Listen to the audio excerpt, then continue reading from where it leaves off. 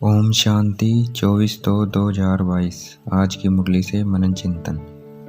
शिव की जयंती व परमपिता परमात्मा शिव संगम युग पर अवतरित होते हैं, अर्थात घोर कलयुग रात का अंत और सतयुग दिन की आदि शुरू पर अवतरित होते हैं।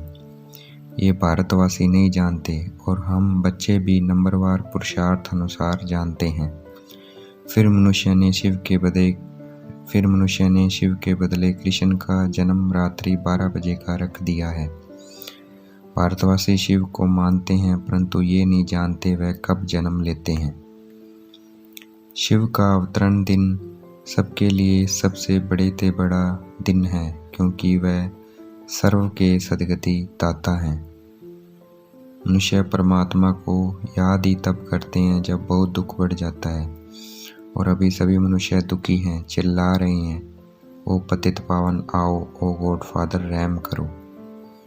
भारतवासी ये नहीं जानते कि ब्रह्मा का जन्म कैसे हुआ। वो समझते हैं विष्णु की नाभि से जन्म हुआ, लेकिन नाभि से किसी का जन्म हो नहीं सकता। ब्रह्मा का जन्म तब होता है जब शिव बाबा स्तन में प्रवेश करते हैं। विष्णु कहाँ के रहने वाले हैं ये मनुष्य को नहीं पता। विष्णु अभी है सूक्ष्म वतनवासी। जब बाबा के पास बैठते हैं तो देही अभिमानी होके बैठना है, और ये सोचना है हम आत्मा परमपिता परमात्मा से इन कानों द्वारा सुन रहे हैं। ये याद रखना है, भूलना नहीं है। अभी परमात्मा मुरली द्वारा हम आत्माओं से वार्तालाप कर रहे हैं। जो सबका सद्गति दाता है, ज्ञान का सागर है, वो बैठ हम बच्चों को पढ़ा रहे हैं। इस बात का हमें नशा होना चाहिए कि भगवान हमें पढ़ा रहा है। जिसकी बुद्धि में ये बात बैठेगी वो बाबा का बहुत रिकॉर्ड रखेगा। वो पढ़ाई को एक सेकंड में नहीं छोड़ सकता, भी नहीं छोड़ सकता। मुख्य बात है बाप को याद करना, बाकी सब बातें हैं विस्तार।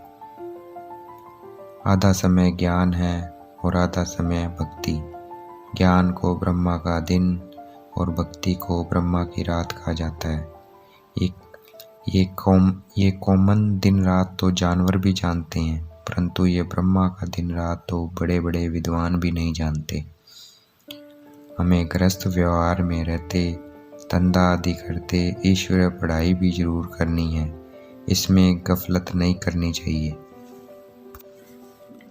जो रेगुलर नहीं पढ़ते वो नापास हो जाएंगे, वह कम पद पाएंगे, क्योंकि विनाशी धन के लोभी हैं। अविनाशी ज्ञान रत्नों की कदर करनी है, क्योंकि साथ में ये अविनाशी रत्न ही चलेंगे। जिन्होंने बहुत पैसे इकट्ठे किए हैं उन्हों के पिछाड़ी गवर्नमेंट पड़ी हुई है। इस मृत्यु लोक को नरक कहा जाता है। कहते भी हैं हम पतित हैं, फिर भी मनुष्य अपनी मत पर चलते रहते हैं। मनुष्य शांति के लिए कॉन्फ्रेंस आदि करते हैं, धर्म वाले आपस में न लड़ें, परंतु मनुष्य उनको शांत नहीं कर सकता। शांति देने वाला सिर्फ एक परमपिता परमात्मा है। मनुष्य अपने धनी को नहीं जानते। अगर मनुष्य परमात्मा को मालिक मानते हैं तो उनको जानना भी चाहिए। मनुष्य भगवान को भिन्न भिन्न नाम रूप से पुकारते हैं। हे ईश्वर, गॉड, अल्लाह। वास्तव में वह हम सब का फादर है, हमारा रचयिता है, और हम सब उसके बच्चे हैं। बाप, माँ और बच्चे, यह है ईश्वरीय फैमिली। और फिर माता पिता से वर्षा भी मिलता है। अगर बाप को सर्वव्यापी कह दिया तो फैमिली नहीं बन सकती, ना ही वर्षा मिल सकता है। बाप से वर्षा मिलता है सुख, शांति और निरोगी जीवन। परमात्मा बाप वर्षा सबको देते हैं। ब्रह्मा मुख वंशावली बच्चों को जीवन मुक्ति का वर्षा देते हैं, बाकी सबको मुक्ति का वर्षा देते हैं। बाप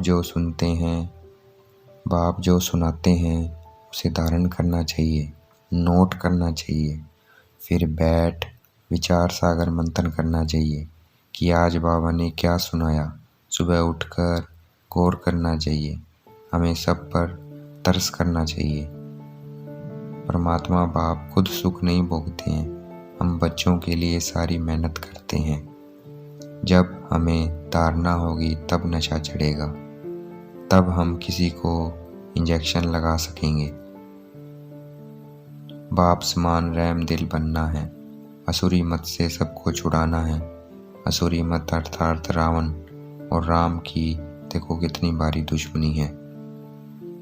अभी बाप हमें सारे वर्ल्ड की रिलीजियस, पॉलिटिकल, हिस्ट्री, ज्योग्राफी बैठ सुना रहे हैं। सुनते बहुत हैं परंतु समझते बहुत कम है।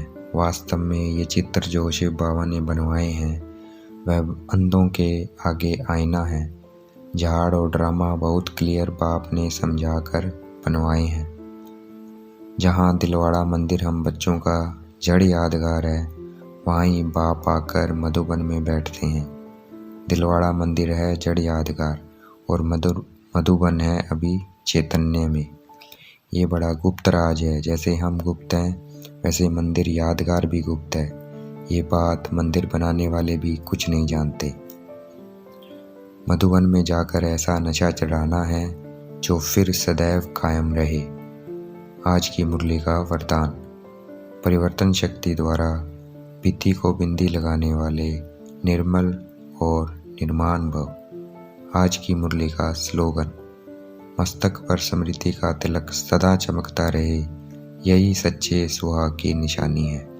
अच्छा, ओम शांति। शुक्रिया मिटे बाबा, शुक्रिया।